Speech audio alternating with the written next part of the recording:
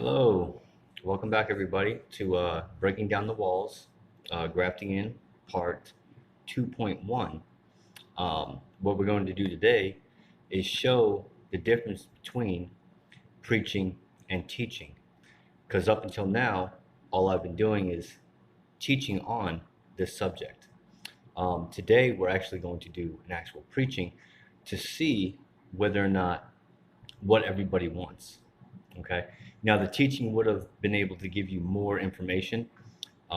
It would have dug down deep to be able to give you all the information you can possibly gain off the subject. But what we're going to do today is we're going to just do a preaching and see how that goes.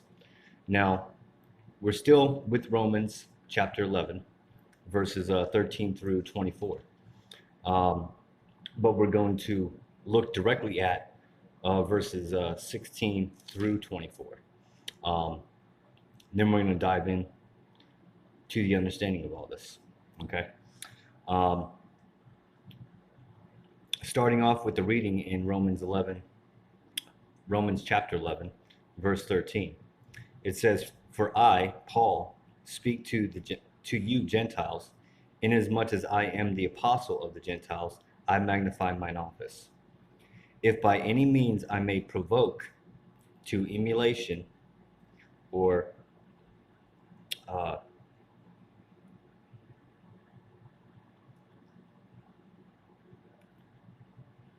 to emulation or jealousy them which are my flesh, and might save some of them.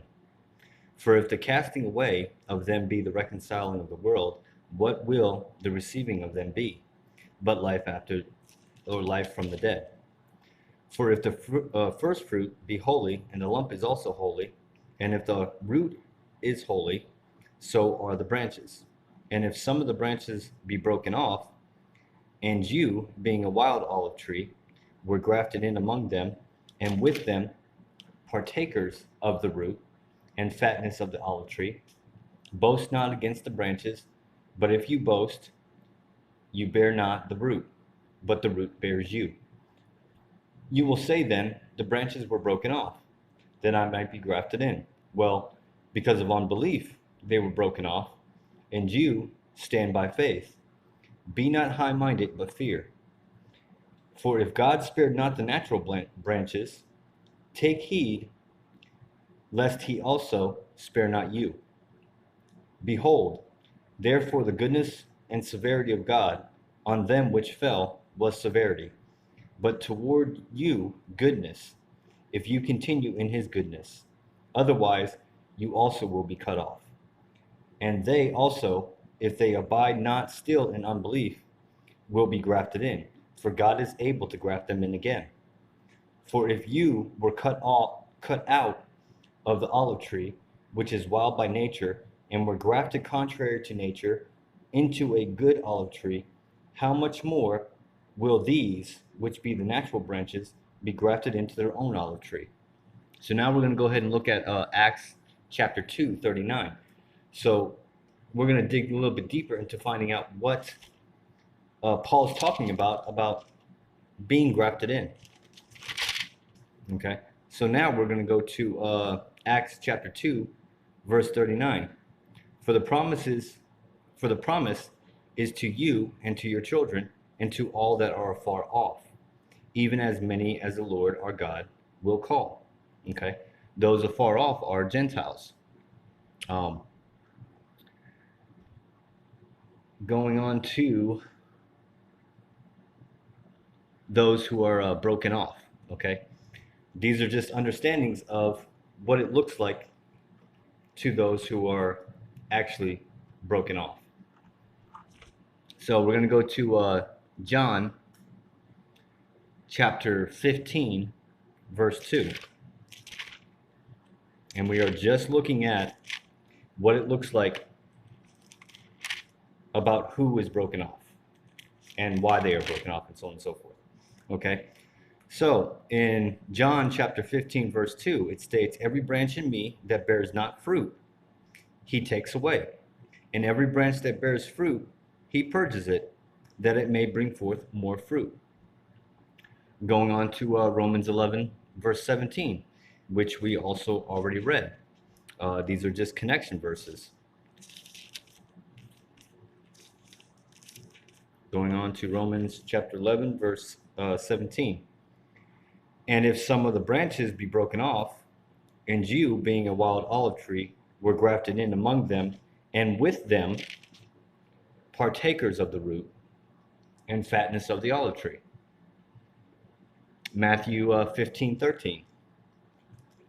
Matthew chapter 15, verse 13. So going on to Matthew chapter 15, verse 13, it states, "But he answered and said, Every plant which my heavenly Father has not planted will be rooted up." Going on to Matthew chapter 13, verse 12. Going on along the understandings of those who are broken off. Okay, Matthew chapter 13, verse 12. For whosoever has, to him will be given, and he will have more abundantly. But whosoever has not, from him will be taken away, even that which he has. Okay, going on to Galatians 5. And I know we're going through this pretty quickly, but in able to get to all this information as quickly as possible, we need to go through all this quickly.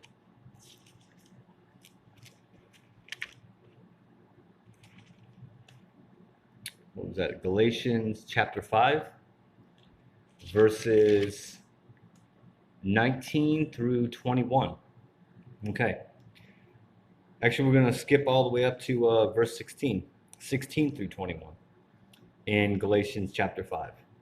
This I say then, walk in the Spirit, and you will not fulfill the lust of the flesh. For the flesh lusts against the Spirit, and the Spirit against the flesh. And these are contrary to one another, so that you cannot do the things that you would or that you want to do. But if you be led of the Spirit, you are not under the law. Now we're going to go under the understanding about what that means. Now the works of the flesh are manifest, which are these: adultery, fornication, uncleanness, lasciviousness, idolatry, witchcraft, hatred, variance, emulations, wrath, strife, seditions, heresies, envyings, murders, drunkenness, revelings, and such like, of the which I tell you before, as I have also told you in time past, that they which do such things will not inherit the kingdom of God. These are those who are broken off.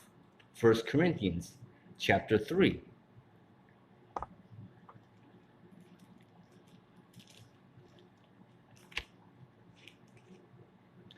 First Corinthians chapter 3, verses 12 and 13. And it states, "Now if any man build upon this foundation, gold, silver, precious stones, wood, hay, stubble, every man's work will be made manifest. For the day will declare it, because it will be revealed by fire, and the fire will try every man's work of what sort it is." Going on to Revelations 21, verse 8.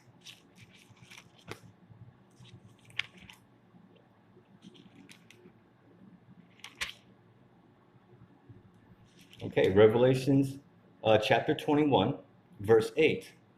"But the fearful and unbelieving and the abominable and murderers and whoremongers and sorcerers and idolaters and liars will have their part in the lake, which burns with fire and brimstone, which is the second death." Okay.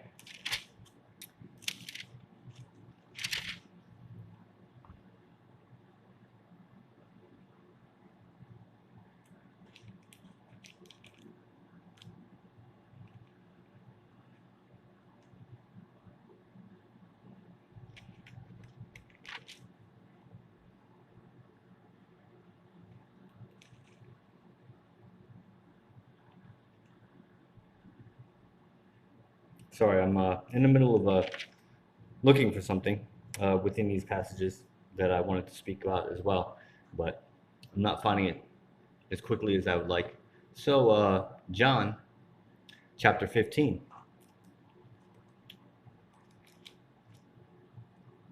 Going on to John chapter 15, verse 6. Okay. John chapter 15, verse 6. If a man abide not in me, he is cast forth as a branch and is withered. And men gather them and cast them into the fire, and they are burned. Specifically talking about the lake again. Okay. Now, Matthew 25, 29. Matthew chapter 25, verse 29. And this is what it states. So we're still talking about those who are broken off from the olive tree. Okay? So Matthew chapter 25, verse 29. And this is what it says, for unto every one that has will be given, and he will have abundance, or abundantly. But from him that has not will be taken away even that which he has. Going on to Mark chapter 4, 25. And if you notice, I am reading from the King James Version. I'm taking out all those thous, wilts, and all that, and I'm actually using proper modern terminology for those. So Mark chapter 4, verse 25, which should probably reiterate the same thing. Mark chapter 4, verse 25. And this is what it states. For he that has, to him will be given, and he that has not, from him will be taken even that which he has. Okay. Going on to Luke chapter 8, verse 18.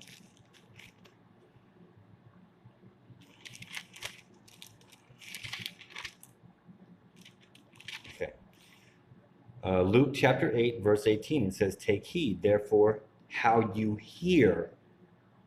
For whatsoever or whosoever has, to him will be given, and whosoever has not, from him will be taken, even that which he seems to have. Okay? Now, take this into account, and remember this. Take heed, therefore, how you hear. Okay? What you are listening to. Okay? Luke 19, Luke chapter 19, verse 26. And they that heard it said, who then can be saved? And he said, the things which are impossible with men are possible with God. Oh, sorry, that was the wrong chapter. Okay, Luke chapter 19, verse 26. This is what it says, for I say to you that unto everyone which has will be given, and from him that has not, even that he has will be taken away from him. Going on to 1 Timothy 1. 1 Timothy chapter 1.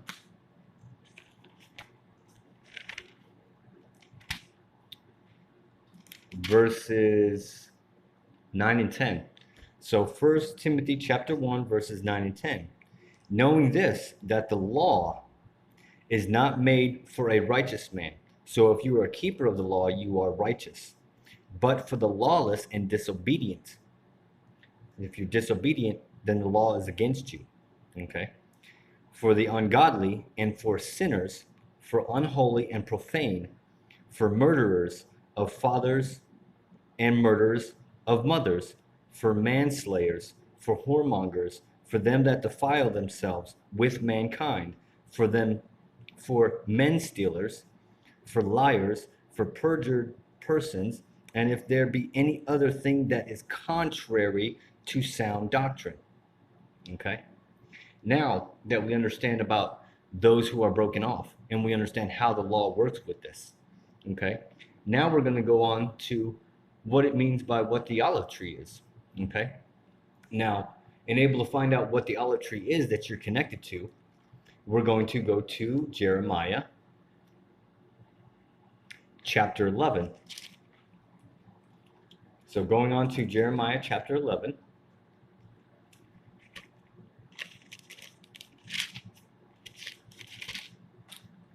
Jeremiah chapter 11, verse 16.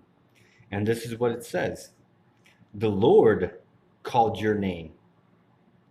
This is Jeremiah speaking to the Jewish people. A green olive tree. The Lord called your name a green olive tree. So who is the olive tree that is talking about in the grafting in Paul's understanding? It is Israel, the olive tree. The Lord called your name a green olive tree, fair and of goodly fruit. The fruit was originally holy, okay, meaning the root is holy. With the noise of a great tumult, he has kindled fire upon it, and the branches of it are broken. Okay, going on to Psalms chapter 52, just reiterating more about who the olive tree actually is, that it's speaking about in Romans 11, 16 through 24. So Psalms 52, 8. So Psalms chapter 52, verse 8, and it says, But I, meaning David, who is writing this, am like a green olive tree in the house of God. I trust in the mercy of God forever and ever. Okay. That comes off of Romans 11:13, and also the rest of those verses. So now we're going to go into the understanding of who the wild olive tree is. Okay, where these branches are and where they come from. So we're going to go to Acts chapter 11.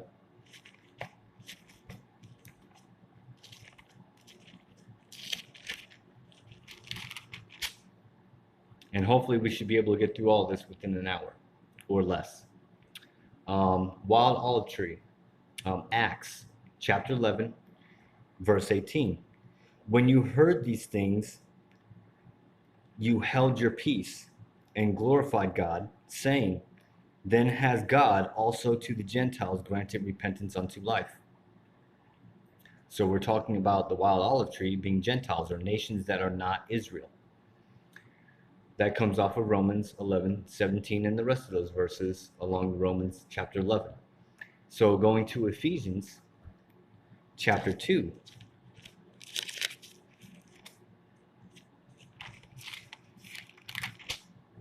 So Ephesians chapter 2,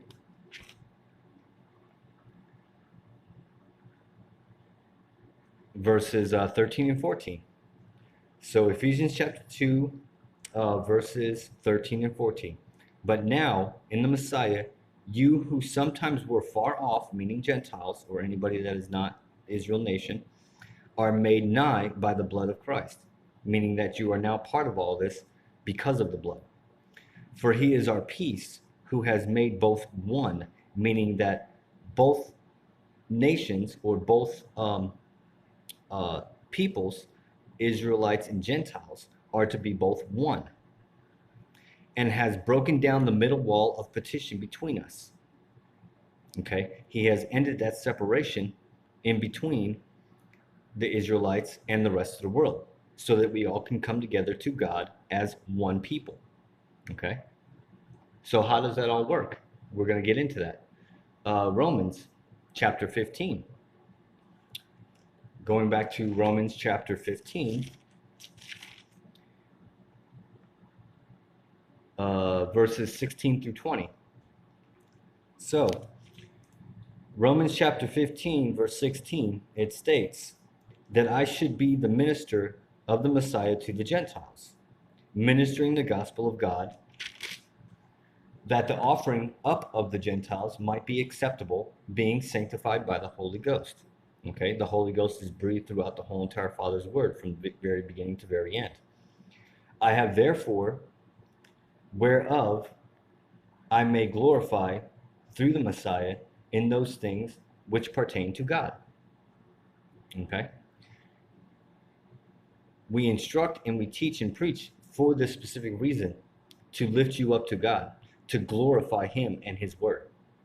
For I will not dare to speak of any of those things which the Messiah has not wrought by me, meaning that there may be some things that he does not know because he was not taught it, to make the Gentiles obedient by word and deed. Okay? So that means there's action that also needs to take place with your faith, which we also talked about earlier in the in readings about works. Okay? Through mighty signs and wonders by the power of the Spirit of God, so that from Jerusalem and round about unto Illyricum I have fully preached the gospel of the Messiah. Yes, so have I strived to preach the gospel not where the Messiah was named, meaning other nations that were not Israel, lest I should build upon another man's foundation.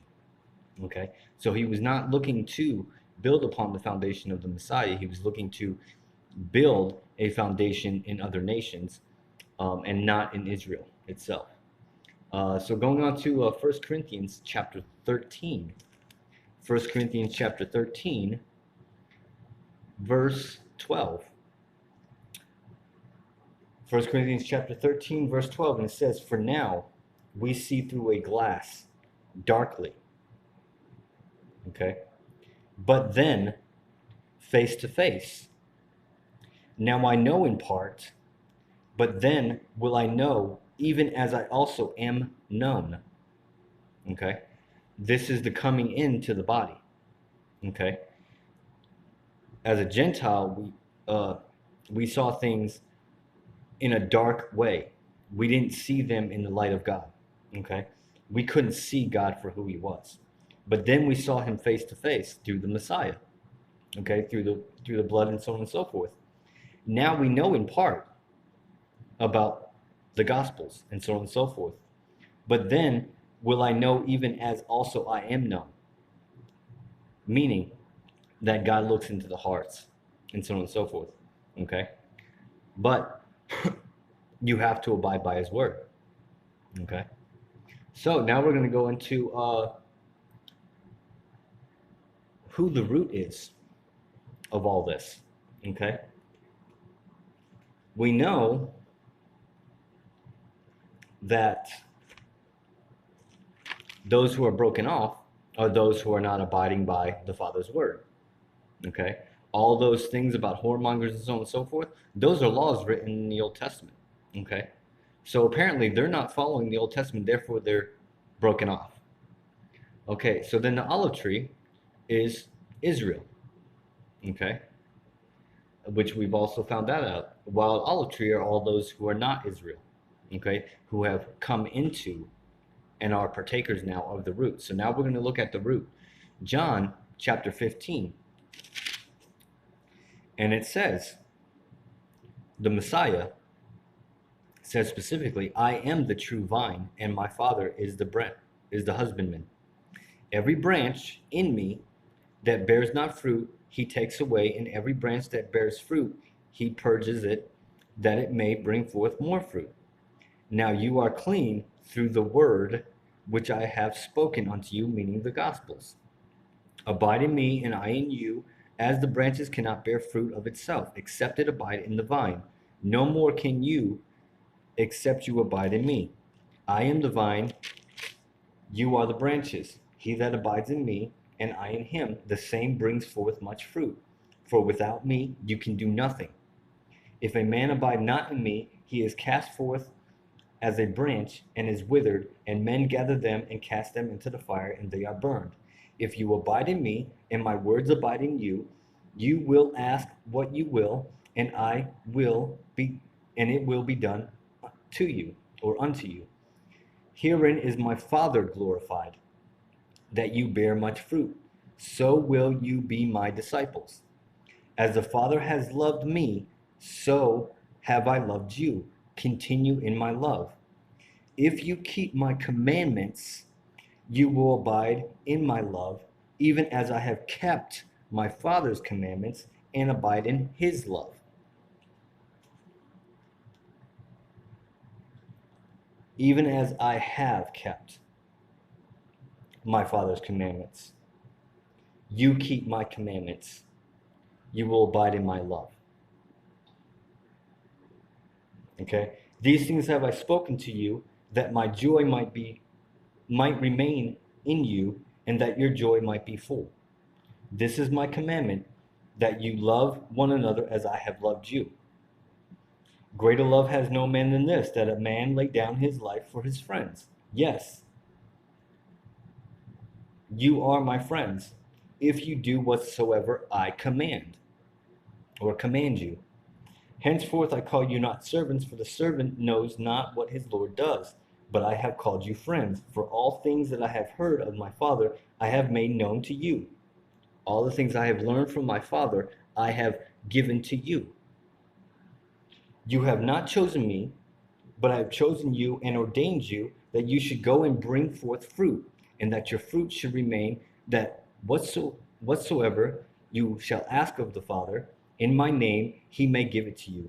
These things I command you, that you love one another. Okay, now we're going to go into the understanding of grafting in and what it means to be partakers of this fruit. Okay, so going on to Ephesians chapter 2.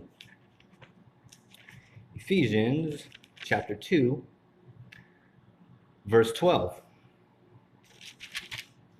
So verse 12 in Ephesians chapter 2 states that at that time you were without Christ, or without the Messiah, being aliens from the commonwealth of Israel and strangers from the covenant of the promises, having no hope and without God in the world.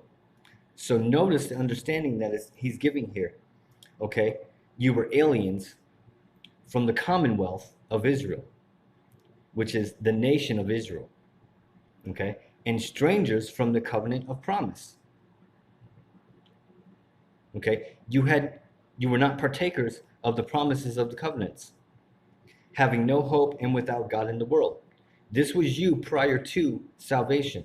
But now that you are saved, you are now no longer aliens to the commonwealth. You are also part of that nation. And you are no longer strangers of the covenants of promise, because now you are partakers of all those covenants of the promises.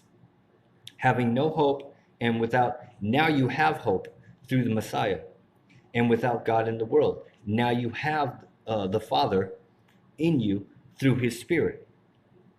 Now, going on to Jeremiah chapter 17.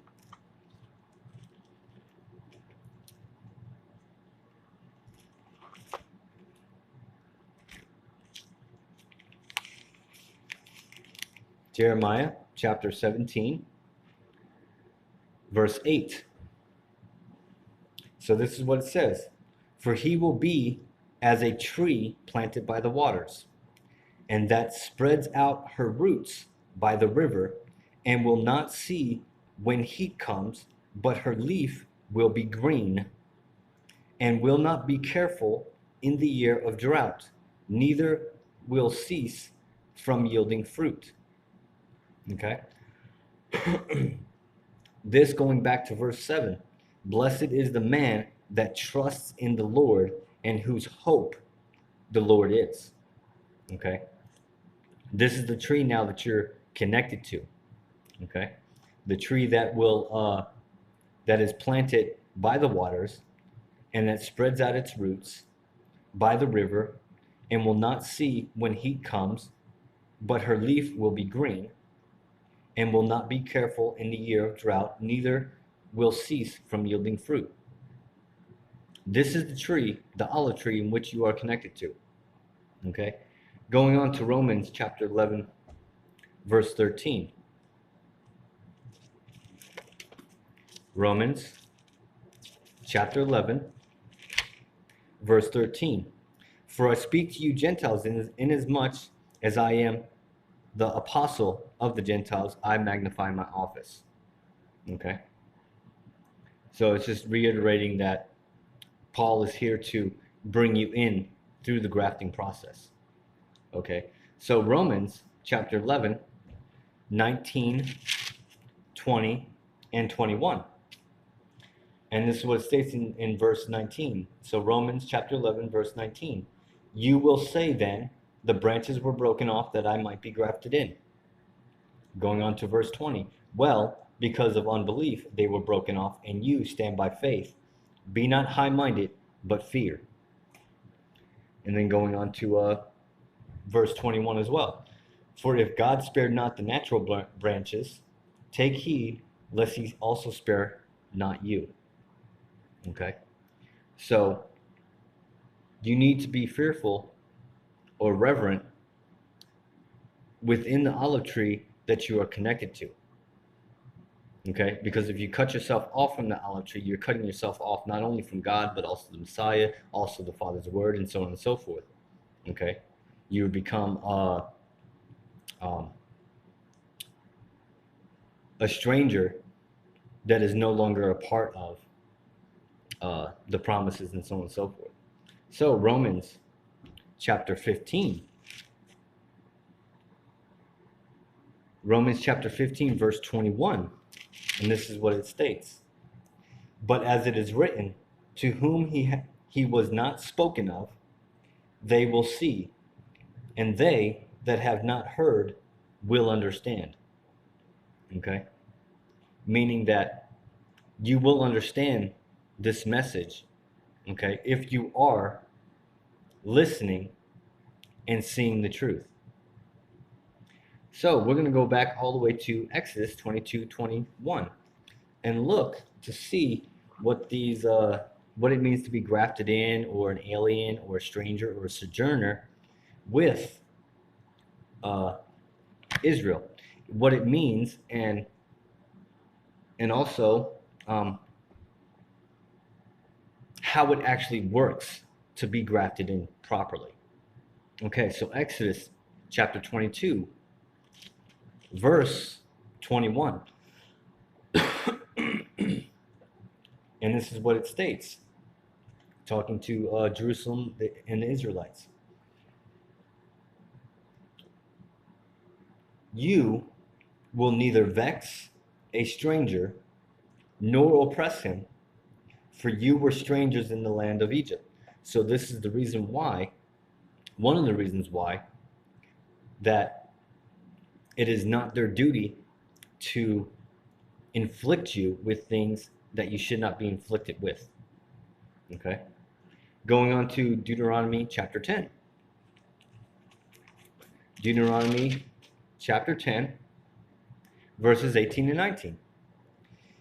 He does execute the judgment of the fatherless and widow, and loves the stranger, in giving him food and raiment, or food and clothes. Love you therefore the stranger, for you were strangers in the land of Egypt. So now the Father is reiterating that not only to not vex them, but to love them, because they once were like them in Egypt. They were strangers or sojourners in Egypt. Okay, so then going on to Exodus chapter 23.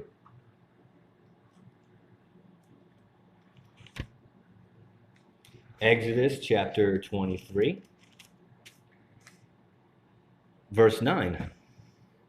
Exodus chapter 23, verse 9, and it states, also you will not oppress a stranger, for you know the heart of a stranger, because they once were, seeing you were strangers in the land of Egypt. So they have an understanding about how strangers were being taken care of in other nations. So they're being told not to do that to the strangers who live among them. So going on, Leviticus chapter 17. Leviticus chapter 17, verse 8. Going on along the lines of those who are grafted in, what it means to be an alien or stranger or sojourner that lives among, or that has been grafted into, the nation of Israel. So Leviticus chapter 17, verse 8. And you will say to them, whatsoever man there be of the house of Israel, or of the strangers which sojourn among you, that offereth a burnt offering or sacrifice. Going into the understanding that those who are strangers and those who are sojourn or grafted into you also are partakers in the law of burnt offerings, okay, or sacrifices. Now, we also understand that through the Messiah, we are no longer partakers of blood sacrifices, but there are other sacrifices that are given, like wheat offerings, peace offerings, and so on and so forth, that are still part of the law that we still need to follow. Going on to Leviticus chapter 18, verse 5, 26, and 30. So Leviticus chapter 18, verse 5, it says, "You will therefore keep my statutes and my judgments, which if a man do, he will live in them. I am the Lord." Okay. Going on to verse 26. 26 says, "You will therefore keep my statutes and my judgments, and will not commit any of these abominations, neither any of your own nation, nor any stranger that sojourns among you." Meaning that you are also, being a sojourner and a stranger and an alien or grafted in, are also to do these judgments, these statutes, and these commandments. Okay? Any of your nation, and will not commit any of these abominations, meaning any sins against the law. Okay? Neither any of your own nation nor any stranger that sojourns among you. Okay? Going on to verse 30. "Therefore will you keep my ordinances, that you commit not any one of these abominable customs," meaning traditions, "which were committed before you, and that you defile not yourselves therein. I am the Lord your God." Okay? It is supposed to be a holy nation, one nation under God. Okay? So, if you are one nation under God, and you are all to be one, as we've also read, that was the whole entire purpose, to bring everyone into one under God, then, as it states, "Therefore will you keep my ordinances, that you commit not any of these abominable customs or traditions, which were committed before you, and that you defile not yourselves therein. I am the Lord your God." Going on to Leviticus chapter 17, 10 through 16. Going back to Leviticus 17, verses 10 through 16. Okay?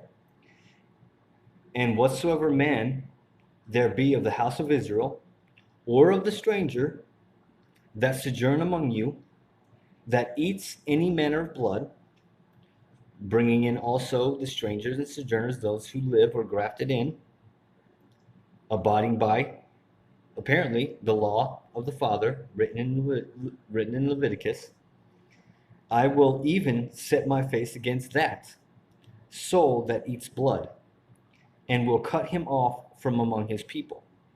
Okay, so those who eat blood will be cut off. "For the life of the flesh is in the blood. The life of the flesh is in the blood. And I have given it to you upon the altar to make an atonement for your souls." Okay, our atonement is through the Messiah. "For it is the blood that makes an atonement for the soul. Therefore I said to the children of Israel, no soul of you will eat blood, neither will any stranger that sojourn among you eat blood."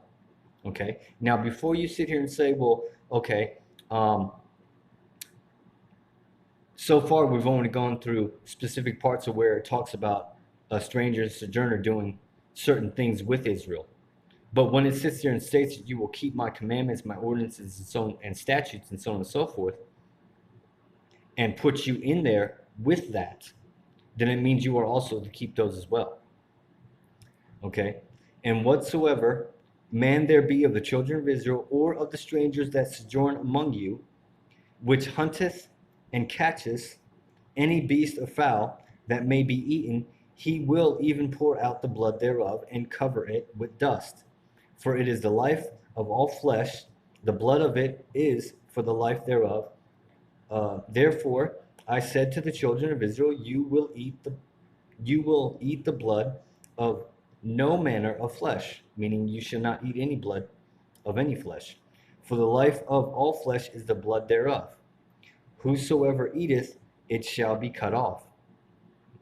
And every soul that eats that which died of itself, or that which was torn with beasts, whether it be one of your own country or a stranger, he will both wash his clothes and bathe himself in water and be unclean until the even. Then will he be clean.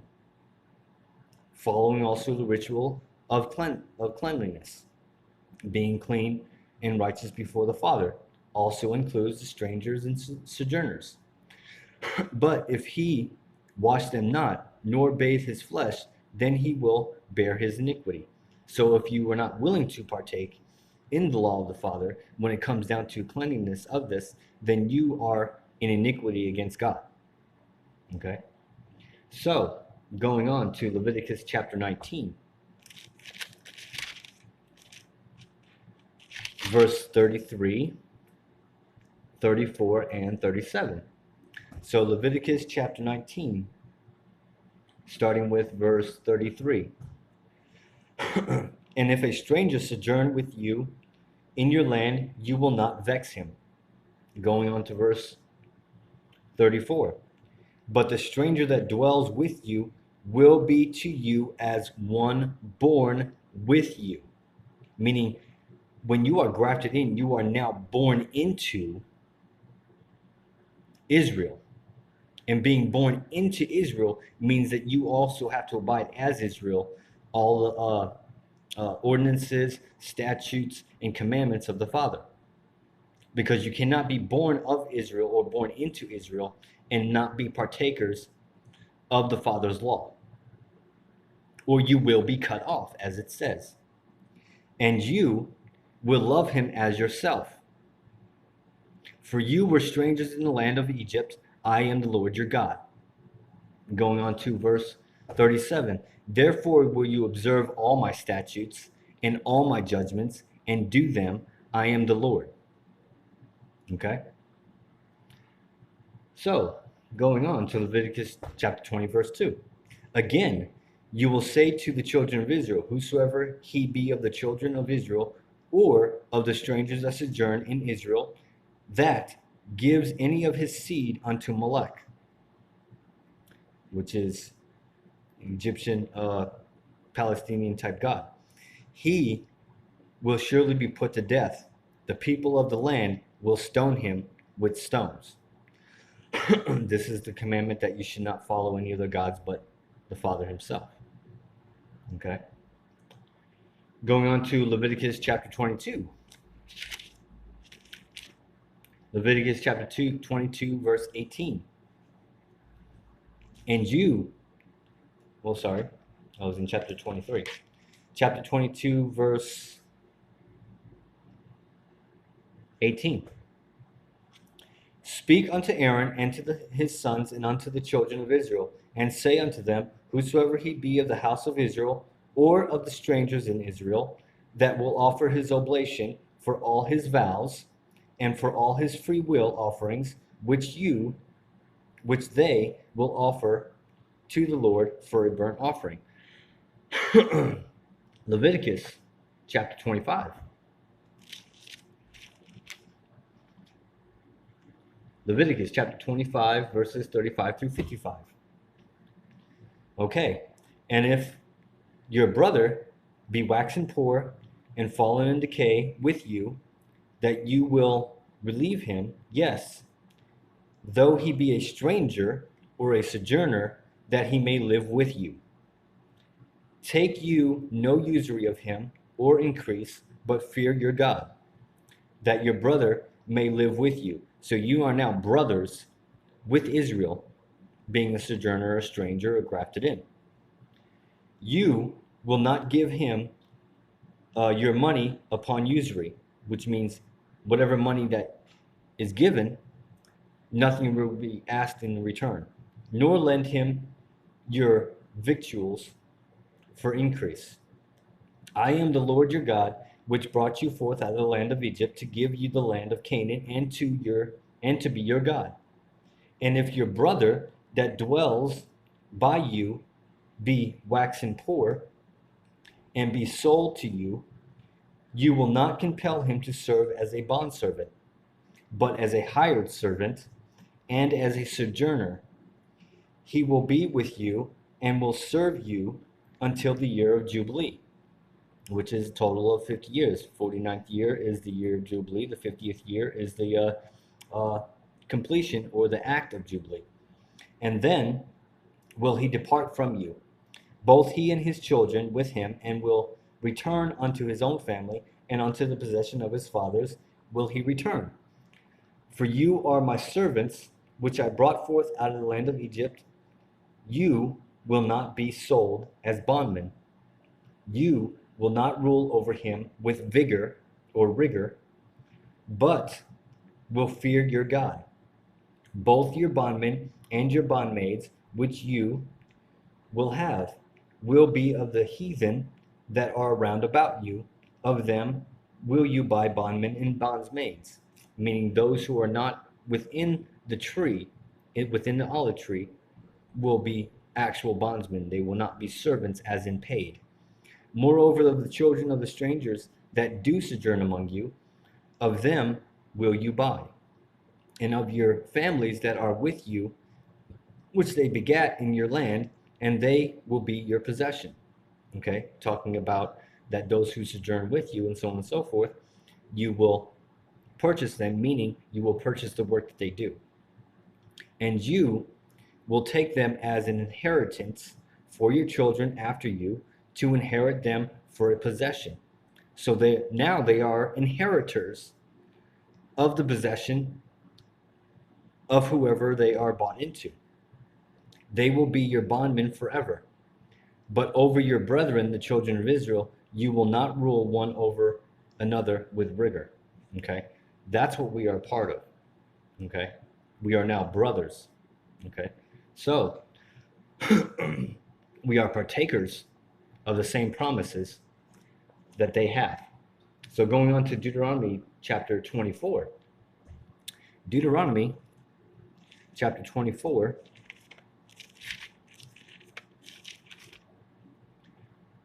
Chapter 24, verse 14 through 22.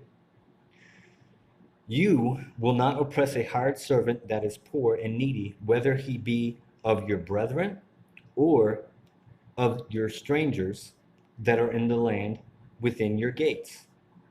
At his day you will give him his hire, neither will the sun go down upon it, for he is poor, and sits his heart upon it, meaning he needs it, lest he cry against you to the Lord, and it be sin to you.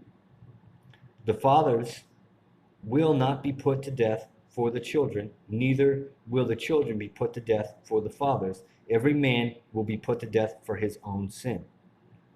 You will not pervert the judgment of the strangers, nor of the fatherless, nor take a widow's raiment to pledge. But you will remember that you were a bondman in Egypt, and the Lord your God redeemed you thence. Therefore, I command you to do this thing. When you cut down your harvest in the field and have forgotten a sheaf in the field, you will not go again to fetch it. It will be for the stranger, for the fatherless, and for the widow, that the Lord your God may bless you in all the work of your hands. When you beat thine own olive tree, you will not go over the boughs again. It will be for the stranger, for the fatherless, and for the widow. When you gather the grapes of your vine, you will not glean it afterward. It will be for the stranger, for the fatherless, and for the widow. And you will remember that you were a bondman in the land of Egypt. Therefore, I command you to do this thing. Okay, so you have a portion in Israel. Going on, Deuteronomy chapter 31.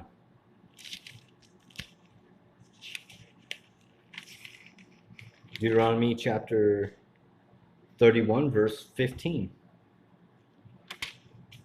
And it states, And the Lord appeared in the tabernacle in a pillar of a cloud, and the pillar of the cloud stood over the door of the tabernacle. Oh, sorry, that was Deuteronomy chapter 31, verse 16.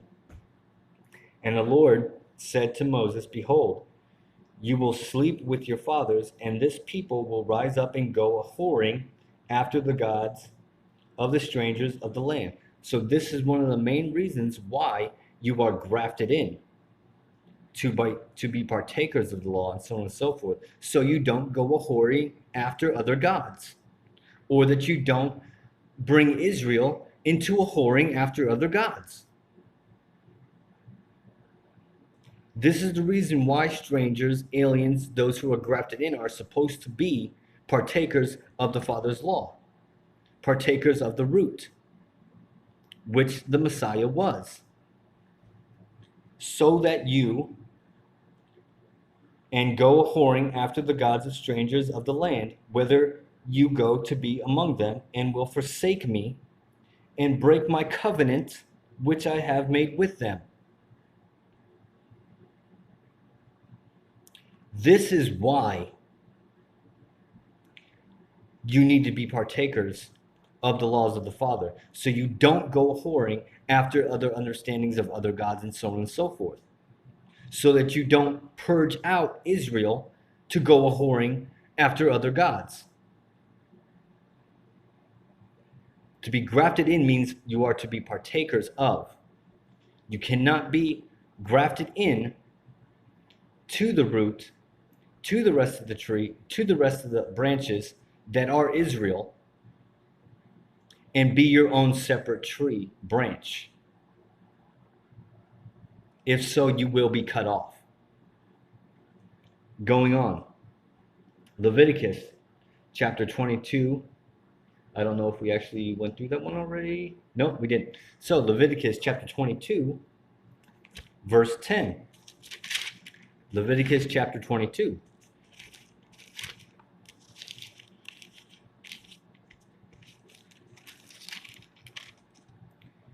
Leviticus chapter 22, verse 10.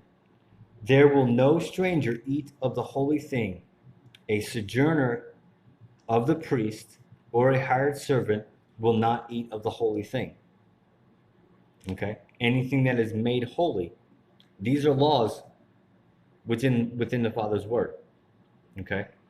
Proclaiming that you, being a sojourner, you are who are grafted in to live among the Israelites, to be as one nation, are to also abide by these laws. That even as they are not allowed to, even as a priest, you are not also allowed to eat of anything that is holy, that God has made holy. Okay? Because it's holy for himself, not for you. So Numbers chapter 35. Numbers chapter 35, verse 15. This is where I got the 15 from in that last part. So, Numbers chapter 35, verse 15. These 6 cities will be a refuge, both of the children of Israel, and for the stranger, and for the sojourner among them, that every one that kills any person unawares may flee here. Okay? Or there. Putting you in the same root as an Israelite, meaning that you also are partakers of this as well. In all regards, you're partakers of the whole entire book of the Bible. Okay? From Genesis all the way to Revelations. You are to be partakers of the whole book, not just parts of it. Leviticus chapter 25, verse 23. Leviticus chapter 25, verse 23. And this is what it states. The land will not be sold forever, for the land is mine, for you are strangers and sojourners with me. Okay? The Father himself is also calling his own people, the Israelites, strangers and sojourners. Okay? Which we are now as the same. We are strangers and sojourners with God. We abide in him, he abides in us. We live among him, he lives among us. That's what a sojourner is. We're going to go into the definition of that as well. Numbers chapter 9. Numbers chapter 9, verse 14. And this is what it states. And if a stranger will sojourn among you and will keep the Passover unto the Lord, hold on. So you're to keep the Passover, not Easter, according to the ordinances of the Passover, according to the ordinance of the Passover, you are to keep it, and according to the manner thereof, so will he do. You will have one ordinance, both for the stranger and for him that is born in the land. One ordinance, not many. Going on to Numbers chapter 15.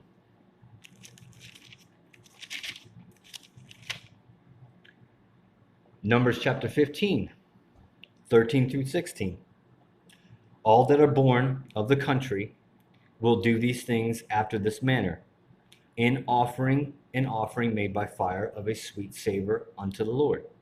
And if a stranger sojourner with you, or whosoever be among you in your generations, and will offer an offering made by fire of a sweet savor unto the Lord, as you do, so he will do. So as those who are born as Israelites, Hebrews, Jews, the stranger and a sojourner is also to do the same, saying that he will also do, or he will do. Going on to verse 15. One ordinance will be both for you of the congregation, and also one ordinance for the stranger that sojourns with you. These are not two separate ordinances. It says one ordinance shall be for both that sojourns with you, strangers that sojourns with you. An ordinance forever in your generations as you are, so will the stranger be before the Lord. One law and one manner will be for you, and for the stranger that sojourns with you. One law and one manner. Going on. Looking at the those who actually bear fruit, what it looks like to actually bear proper fruit. So Galatians chapter 5. So now we should have an understanding that you are supposed to be partakers of the Father's laws by according what grafting in actually means. But going on, we'll look at the fruits of what these what it looks like to those who actually are grafted in and actually are partakers of the root. So Galatians chapter 5, verses 22 through 26. Okay, we're going to back up to verse 21. So Galatians, sorry, was that chapter 5? Yeah. Okay, chapter 5, 22, verse 26. Just looking at those who actually bear fruit. But the fruit of the Spirit is love, joy, peace, long-suffering, gentleness, goodness, and faith. Meekness, temperance. Against such there is no law, which means that if you follow those things, you will not be able to break the laws of the Father. But if you do not do these things, you are breakers of the law, and therefore the law is coming for you. And they that are of the Messiah have crucified the flesh with the affections of lusts. Okay? You have crucified the flesh, being dead and now risen into the new man. Okay, that means you need to walk in the new man and no longer walk in the old man, which are the flesh with the affections and its lusts. if we live in the Spirit, let us also walk in the Spirit. Okay? Let us not be desirous of vainglory, meaning things of this world, provoking one another, envying one another, bringing jealousy. Oh, he has this. Oh, they have that. Oh, I want that. Oh, so on and so forth. Those are all worldly things. Anything that is worldly is not of God. It's not spiritual. Okay? And it says if we live in the Spirit, let us also walk in the Spirit. Okay? You're not living in the Spirit if all you want is material things. If you want to keep up with the Joneses, you're not living a spiritual life. So you better get right. Going on to also Galatians chapter 5, 16 and 18. This I say then, walk in the Spirit, and you will not fulfill the lusts of the flesh. So then what are the lusts of the flesh? It's anything that has to do with this world. Anything. Money, cars, clothes, things that other people have, keeping up your home. Anything that has to do with worldly affairs, politics, and so on and so forth. You are grafted in to the kingdom of the Father, not back into the kingdom of men. You are not partakers of the men's kingdom. You are now partakers of the Father's kingdom, which you are now to abide in. Going on to verse 18. But if you be led of the Spirit, you are not under the law. Meaning, if the Spirit truly does lead you, you are not breakers of the law. Therefore, you are not under the law, because the law is not crushing you by putting you in jail, by casting you out, by putting all the promises of the punishments upon you for breaking the laws. This is what it means that you are not under the law, meaning that it is not pressing down upon you to bring judgment, to bring any type of correction towards you, because you're living rightly. Going on, Isaiah chapter 60. So we are still looking at those who actually are bearing fruits. Okay? Isaiah chapter 60, verse 21. Isaiah chapter 60, verse 21. You people also will be all righteous. You will inherit the land forever. This is a promise. The branch of my planting, the work of my hands, that I may be glorified. Talking not just about Israel in this case, but also those who are grafted in. If you look at what he's saying, the branch of my planting, he has grafted you in. The work of my hands, he has put work to graft you in properly, that I may be glorified, that he may be glorified. Okay? You people will also be all righteous. Okay? Anybody who is not righteous is unrighteous.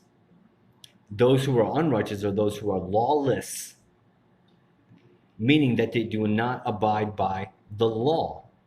But those who are righteous are those who actually do abide by the law. This is how you gain righteousness in the Father's eyes.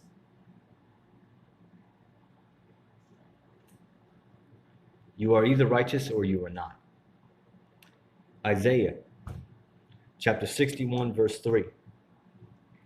To appoint unto them that mourn in Zion, to give unto them beauty for ashes. This is the promise.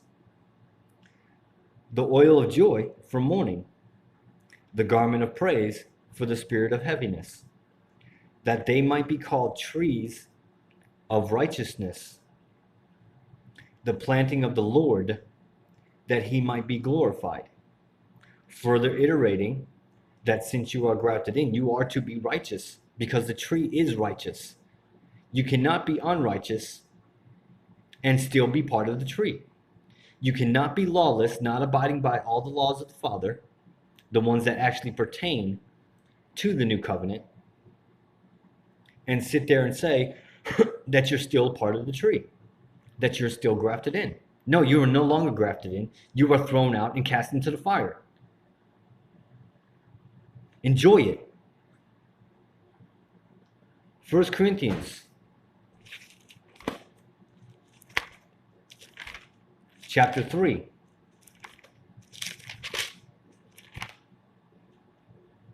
First Corinthians chapter 3,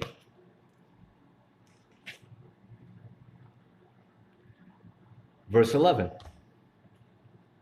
1 Corinthians chapter 3, verse 11. For other foundation can no man lay than that is laid, which is the Messiah. If you are not basing your life directly off the Gospels, and you're basing your life directly off of all of Paul's writings and Paul's writings only, then you are not abiding upon the foundation. Because the foundation that even Paul speaks about is the Gospels themselves. So if you are not living a righteous life according to Matthew, Mark, Luke, and John, and according to what the Messiah has taught the 12 apostles, then you are not abiding upon the foundation that was laid by the Messiah. You are living upon another foundation made by men. This is a problem. Isaiah chapter 52, verse 1. We're going to get through all this. I don't care how long it takes. Isaiah, we are actually almost done now. Isaiah chapter 52, verse 1. Now, if it seems that I'm upset and that I'm mad, well, yeah, I am. I'm sick and tired of all of it. So, Isaiah chapter 52, verse 1. Awake, awake, wake up. Put on your strength, O Zion. Put on your beauty garments, O Jerusalem, the holy city. For henceforth there will no more come to you the uncircumcised and the unclean. Those who are sojourners, those who are grafted in, are to be circumcised. Because it states that no longer will any uncircumcised person come into the holy city. Nor will anybody who comes into the holy city be unclean. Meaning you will be clean, you will be righteous, you will walk in righteousness as the Messiah walked in righteousness. You will walk just as he has walked. Period. If you are not living your life like this, you need to start. So, going on to Revelations 21. Revelations chapter 21, verse 27. Revelations chapter 21, verse 7. And I understand that a lot of Christians have not gotten this type of teaching or type of preaching. And it's only because, one, everything's just regurgitated over and over again.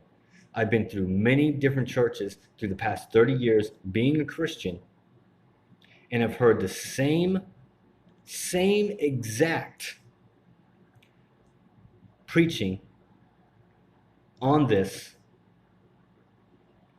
and it's all regurgitated lies because it is not dug into properly the way it should be dug into. So, going to Revelation chapter 21, verse 17 and verse 27.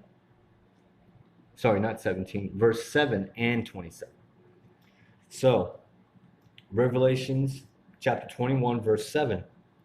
He that overcomes will inherit all things, and I will be his God, and he will be my son. Okay? He who overcomes will inherit all things. Going on to verse 27. And there will in no wise enter into it anything that defiles, So if you're eating unclean animals, you're defiling yourself. If you're not obeying by the Father's law, you're defiling yourself. You are unclean. Neither whatsoever works abomination. If you are living an abominable life, in adultery, in sexual immoralities, and so on and so forth, that's not the only abominations, but those are abominations. If you are male with male, female with female, man with animal, so on and so forth, you are living in abomination. You need to stop. If you are a follower of the Father, you need to abide by his word and do what his word says. Okay? That is a spirit of lying. That is a spirit of delusions that you are pressed upon. So, going on, it says, neither whatsoever worketh abomination or makes a lie, but they which are written in the Lamb's book of life. If you are not abiding by the Father's word, you are not written in the book of life. This is what it's stating, because you are unclean and defiled. Okay? You cannot be clean and not abide by the Father's laws. If the Messiah followed them, which he did, and he taught his disciples to also follow them, which they also taught to follow them, meaning the 12 disciples that were directly taught by the Messiah, then you are also to follow in them, because that is the teaching. Going on to Isaiah chapter 29, verse 23. Isaiah chapter 29.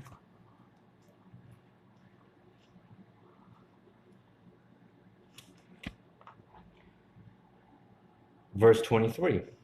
But when he sees his children, the work of his hands, in the midst of him, they will sanctify my name, and sanctify the Holy One of Jacob, and will fear the God of Israel. This is all the work of the Father's hands.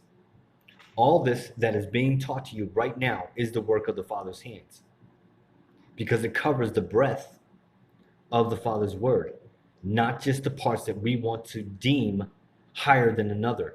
There's not one part higher than another. There's not one part that is contradictory to the other part.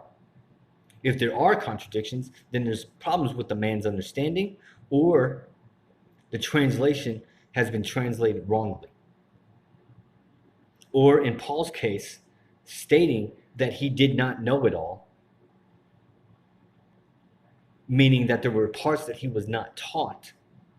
Therefore, his understanding is fallible.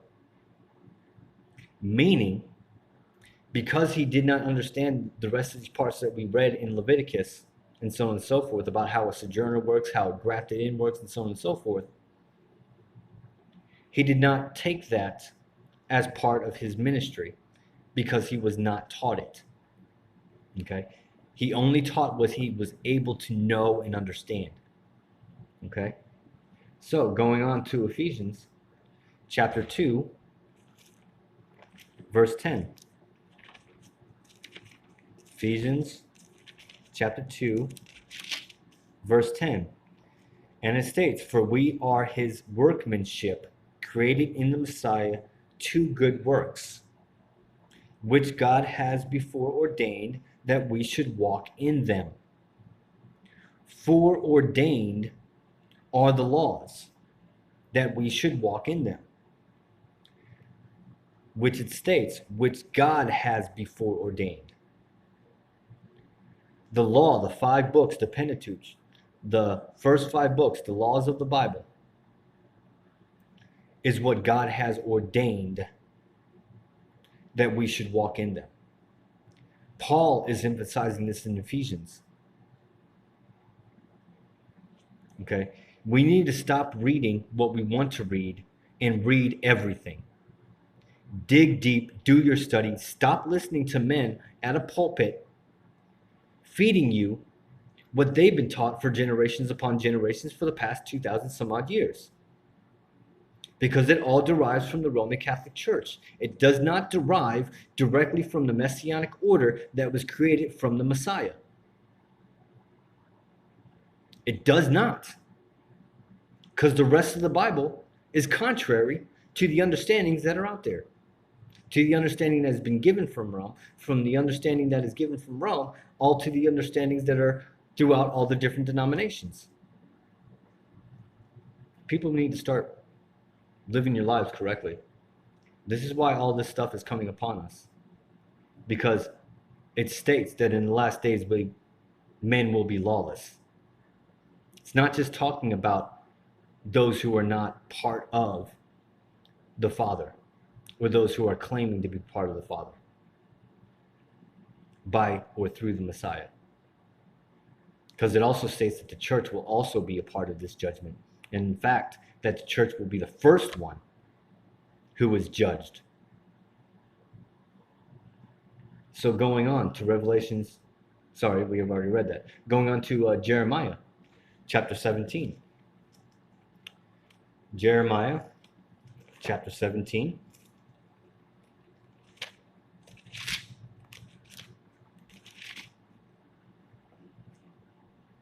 Verse 7.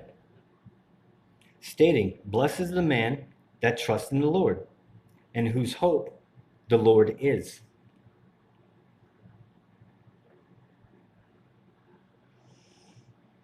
John chapter 15.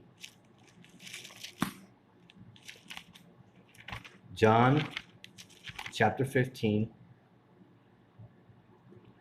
verse 7 and 8. And it states, "If you abide in me and my words abide in you, you will ask what you will, and it will be done to you." Are you really abiding in the Messiah? Considering the fact that the Messiah abided in the Father,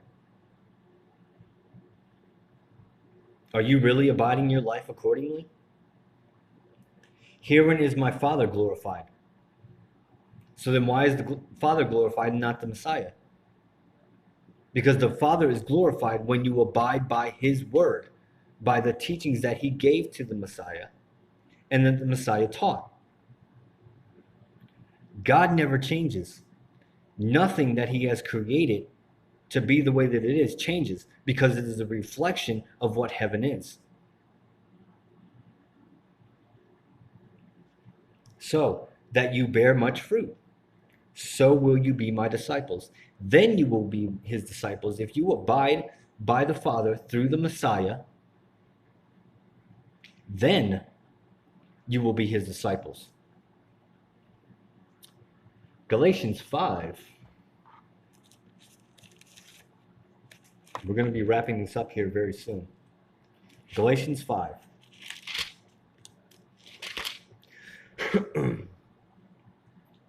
Verse 22 through 26, which I believe we've also already read. Yes, we did. So, we're going to go on to Colossians. Oops, wrong way.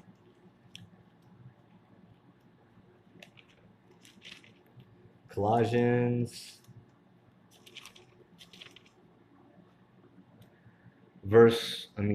Colossians chapter 3. Going on to Colossians chapter 3, verse 12 through 17. "Put on therefore, as the elect of God, holy and beloved, bowels of mercies, kindness, humbleness of mind, meekness, longsuffering, forbearing one another, and forgiving one another, if any man have a quarrel against any, even as the Messiah forgave you, so also do you. Above all these things, put on charity, which is love, which is the bond of perfectedness. And let the peace of God rule in your hearts, to the which also you are called in one body, and be you thankful. Let the word of the Messiah dwell in you richly in all wisdom, teaching and admonishing one another in psalms and hymns and spiritual songs, singing with grace in your hearts to the Lord. And whatsoever you do in the word or deed, do all in the name of the Lord Messiah, giving thanks to God and the Father by him. Okay? Now, Romans chapter 15, verse 14. Romans chapter 15, verse 14. And I myself also am persuaded of you, my brethren, that you also are full of goodness, filled with all knowledge, able also to admonish one another. Well, you can't admonish one another if you don't, one, abide by the Father's word or his laws. Okay? You have no right because you're living a sinful life. You cannot go to your brother and try to take out the little mote in his eye while you have a beam in yours. You have to be a righteous man. You have to have overcome those sins to be able to go to your brother and properly instruct him in how to overcome them as well. Going on, 1 Corinthians chapter 13.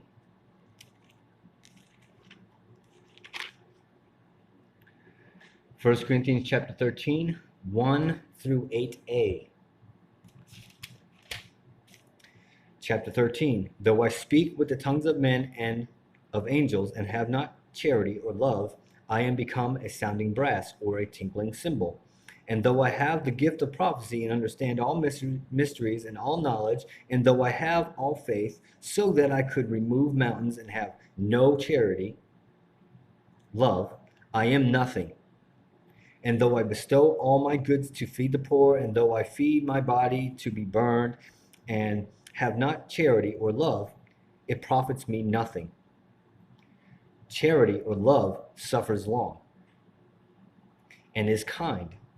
Charity or love envies nothing. Charity or love vaunts not itself.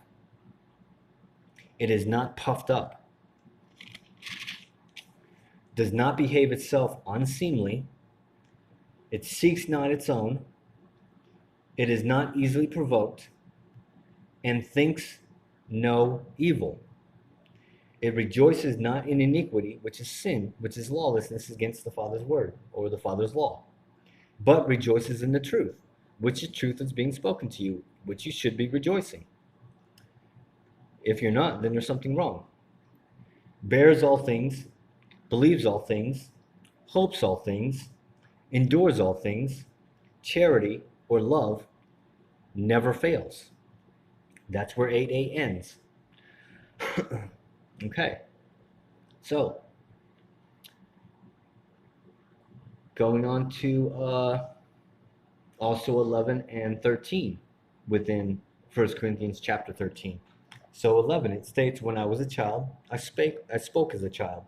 I understood as a child. I thought as a child. But when I became a man, I put away childish things. Okay? These are those who are actually bearing the fruit of the Father. Okay? And then it goes on to verse 13. And now abide faith,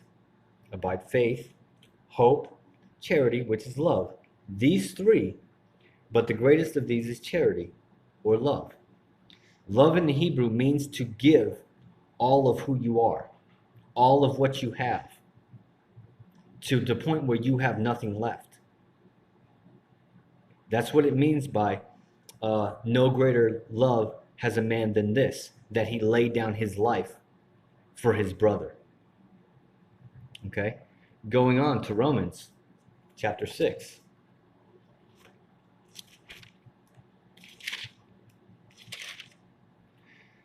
Romans chapter 6, verses 1 through 13.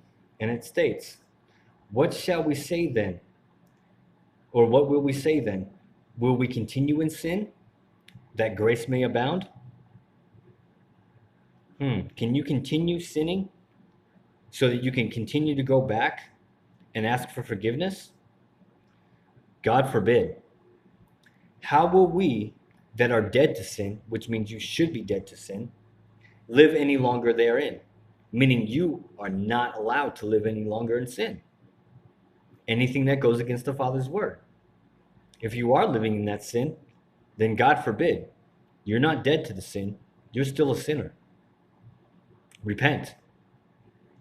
Know ye not that so many of us, as were baptized into the Messiah, were baptized into his death? If you were baptized into his death, then it means your sins are also have died, which it proclaimed in the last part, dead to sin. Therefore we are buried with him by baptism into death. Your sins are buried in death, that like as Messiah was raised up from the dead by the glory of the Father, even so we also should walk in newness of life. Walk in the newness of life, separate from the sin. For if we have been planted together in the likeness of his death, okay, here's another connection, okay, planted by grafting in, we are grafted in because of his death into Israel. So if we have been planted together means not separation, together means oneness, in the likeness of his death, we will be also in the likeness of his resurrection. You will also be together in the resurrection. Knowing this, that our old man is crucified with him, that the body of sin might be destroyed. If the body of the flesh of sin is destroyed, then you should never be able to walk in sin ever again. That henceforth we should not serve sin. Any parts of sin. For he that is dead is freed from sin. Okay? You become freed from it. So why would you go back to being a bond to it again? Now, if we be dead with the Messiah, we believe that we will also live with him, meaning abide with him. But in able to abide with him, we have to be sinless. This is not perfection. This is called completion. Just as the Messiah completed the work that he was sent to do from the Father, his first go-round, or his first advent. Knowing that the Messiah, being raised from the dead, dies no more. You've seen one death. You've already been dead once. You can't die many upon many times. You can only die once. Death has no more dominion over him. Death meaning sin. For in that he died to sin once. This is the example we're supposed to be living by. He died to sin once. But in that he lives to God. Now, when he's raised, the new life is to be lived to God, not back into sin. You can't be the new man while living in the old man's stature. Likewise, reckon you also yourselves to be dead indeed to sin, but alive to God through the Messiah our Lord. Let not sin therefore reign in your mortal bodies, that you should obey it in the lust thereof. Sin comes from the lust of your flesh, your wants, your wills, your desires. Neither yield you your members as instruments of unrighteousness to sin, but yield yourselves to God as those that are alive from the dead, and your members as instruments of righteousness to God. There it is again. You are called to be righteous, and you cannot be righteous if you are not obeying the Father's word. Obeying the Father's word is also the laws and commandments that he has written, specifically to God. Instruments of righteousness to God. Okay? Now, we've actually gone through the reading portion, so we're going to go ahead and look at what these covenants look like, okay? That you are grafted into these promises, because the promises are the covenants, okay? So there's the Edenic, which comes from Genesis chapter 1, okay? So for all those that sit there and say that these covenants are done away with, if I am able to show you that not only do these covenants still live on today and are not done away with, meaning that you can plainly see them, then maybe you might be able to gain some understanding. That's the hope. So Genesis chapter 1, verse 28 through 30. Okay, 28 through 30. And God blessed them, and God said unto them, okay, a blessing is also a covenant. Okay, it's a promise. Be fruitful and multiply and replenish the earth and subdue it and have dominion over the fish of the sea and over the fowls of the air and over every living thing that moves upon the earth.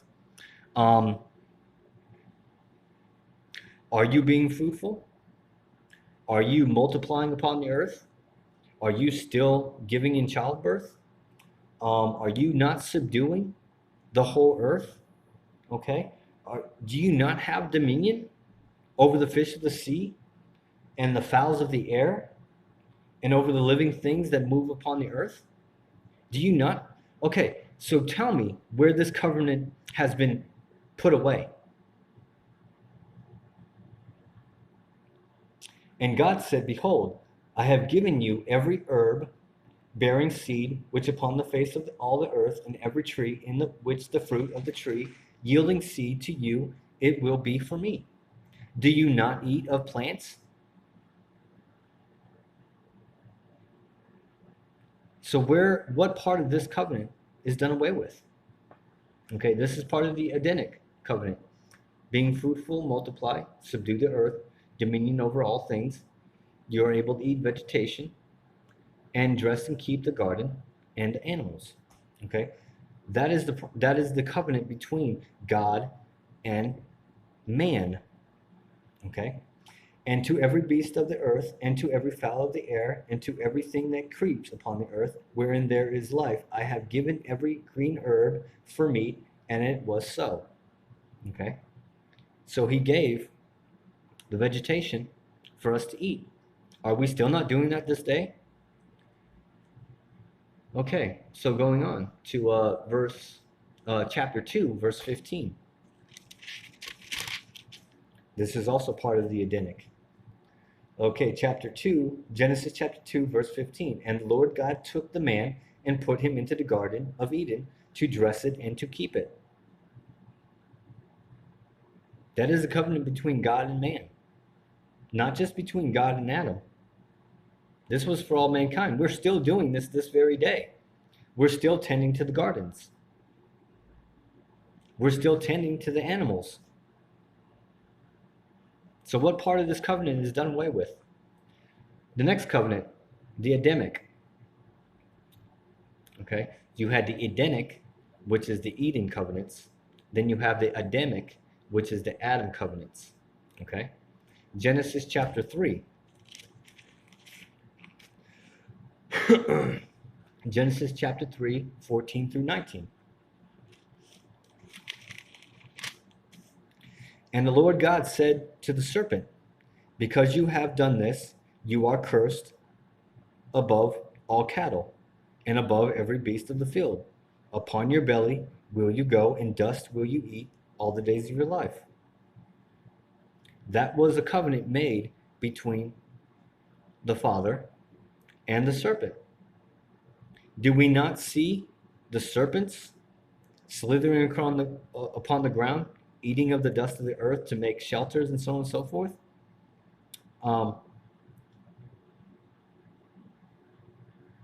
Okay then. Going on to verse 15, and I will put enmity between you and the woman, and between your seed and her seed.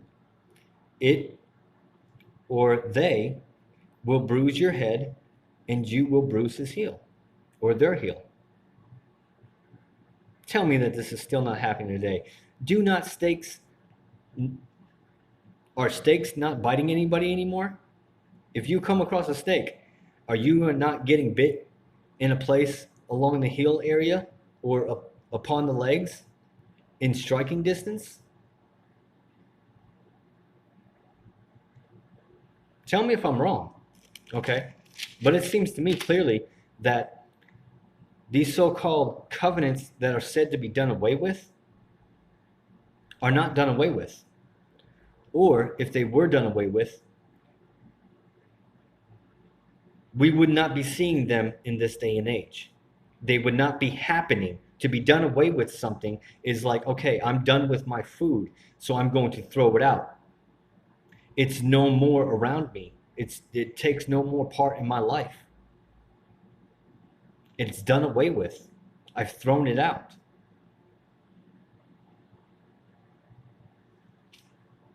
Unto the woman he said, I will greatly multiply your sorrow and your conception in sorrow.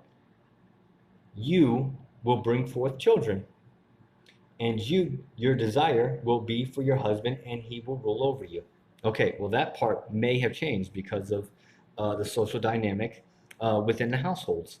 Um, that last part has changed greatly. But does that mean it should have? Not according to the obedience that the Father has given women.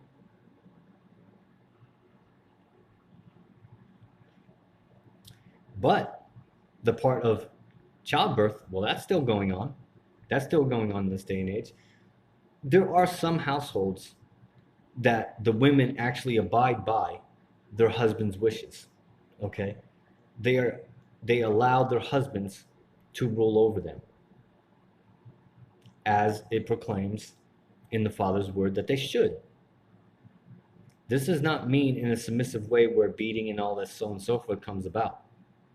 No, that means that if your husband asks you to do something, then just do it without bickering or complaining. Okay? Allow him to lead. Then it goes on and says, and to Adam he said, because you have hearkened unto the voice of your wife. Men, because you listen to your wives, you get your punishment. And have eaten of the tree of which I commanded you, saying, you will not eat of it. Cursed is the ground for your sake. In sorrow will you eat of it all the days of your life. Thorns and also thistles will it bring forth to you, and you will eat the herb of the field. Okay, are we still not doing that this day and age? Do we not have farmers that go out there and tend the land? Are we not also some people who are going back to roots of having gardens and so on and so forth in their backyards?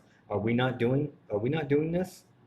Um, in the sweat of your face will you eat bread, till you return to the ground. For out of it from out of it you were taken, for dust you are, and unto dust you will also return. Is your body not returning back to the dust of the earth? Even if you're cremated, you're still thrown out there some way, shape, or form. If your whole entire family line dies off and there's an urn left, guarantee that thing's going in the dump. Guarantee that vase or whatever it's in is going to be broken.